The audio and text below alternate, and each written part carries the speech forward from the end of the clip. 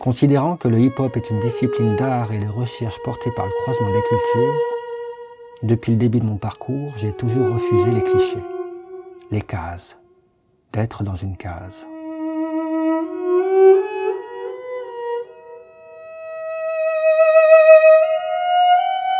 À l'origine de cette nouvelle création, il y a la rencontre forte avec des musiciens remarquables qui jouent d'instruments rares et atypiques, et auxquels j'ai proposé de partager mon univers.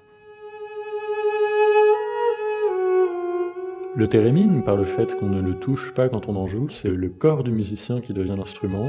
On a un lien direct avec le son, et c'est vraiment le mouvement qui crée ce son, donc c'est une dimension quasi chorégraphique de la musique qui est vraiment intéressante.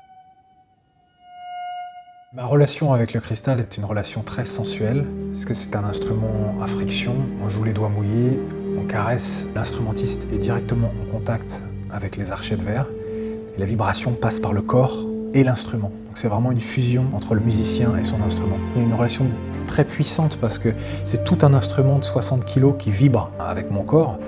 Je trouve que c'est une très belle métaphore avec la danse.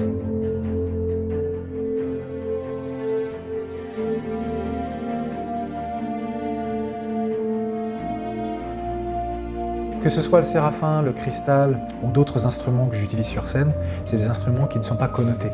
C'est des instruments qui ont une sonorité qu'on a très peu entendue. Et du coup, pour ce spectacle, ça va vraiment poser quelque chose d'unique, une rêverie éveillée.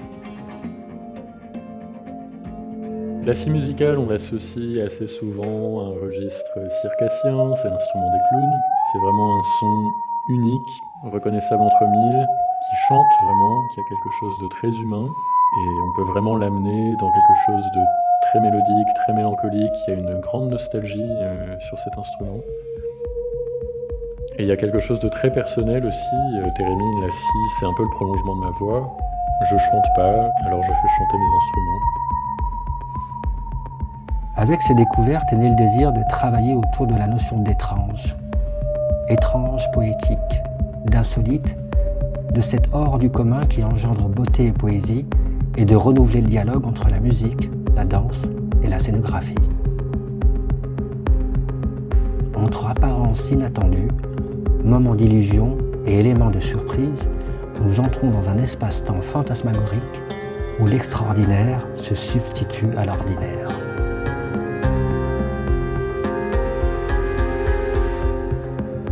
La danse est portée par 6 danseurs singuliers, issus des esthétiques hip-hop et contemporaines. Les musiciens seront sur scène aux côtés de ces mêmes danseurs, imprégnant de leur virtuosité et de leur personnalité, un spectacle qui sera le reflet de nos échanges et de nos émotions, à la fois baroque, intense et surprenant. Le travail avec Kader, c'est vraiment très très intéressant. Il a une approche très intuitive de la construction du spectacle. C'est un ensemble finalement très hétéroclite, on a des éléments qui n'ont presque rien à voir les uns avec les autres. Quand on regroupe tout ça, ça donne quelque chose de finalement très cohérent. On a tous quelque chose à se raconter, à partager, et c'est des émotions artistiques très fortes.